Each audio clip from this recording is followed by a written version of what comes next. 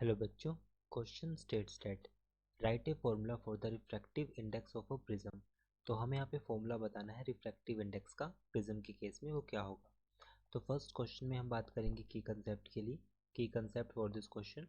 अब जैसा कि हम जानते हैं कि अब हम यहाँ पर अप्लाई करेंगे Snell's law. According to Snell's law the angle that is sine of i divide by sine of r will be equal to mu. Mu is the refractive index. तो अगर मैं एक डायग्राम के हिसाब से देखूं तो सपोज करता हूं कि मान लीजिए हमारे पास ये एक प्रिज्म है। अब प्रिज्म के केस में सपोज ये हमारे पास एक प्रिज्म है। अब एक इस पर रे ऑफ लाइट हमारे पास आएगी और वो कुछ इस तरह से मूव करेगी कि यहाँ पर रिफ्रैक्शन होगा। मान लीजिए हमारे पास ये रे ऑफ लाइट है, यहाँ से रिफ्रैक्शन होगा कुछ इस तरह से, then it will move like this.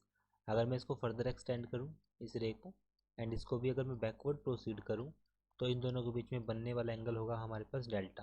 This is A is the angle of prism and R is the angle of refraction. अगर मैं यहाँ पर नॉर्मल डालूँ तो यहाँ पर बनने वाला this is angle of incidence and this angle of refraction R1। और अगर मैं यहाँ पर नॉर्मल डालूँ this angle of refraction R2 and this is angle of emission that is E। ये हो जाएगा हमारे पास E। This is incident ray and this is our emergent ray. तो यहाँ पर अगर हम इसमें देखा जाए तो हमारे पास जो एंगल ऑफ इंसिडेंस जो होगा that is from figure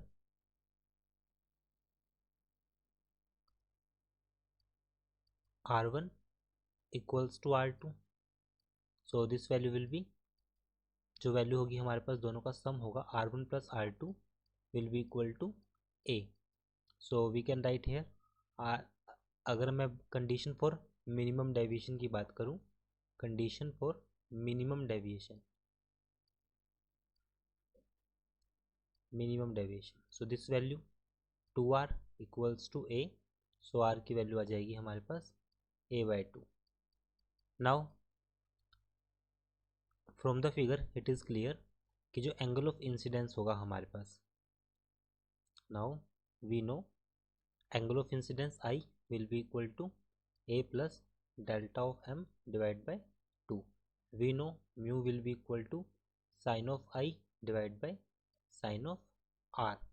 Sin of I को लिखेंगे sin I is A plus delta M divided by 2 and sin of R हमारे पास आएगा sin of A/2. So it is our required formula, sin of I plus delta M divided by 2 divided by sin of A/2 for refractive index of prism. I hope solution is understandable. Thank you.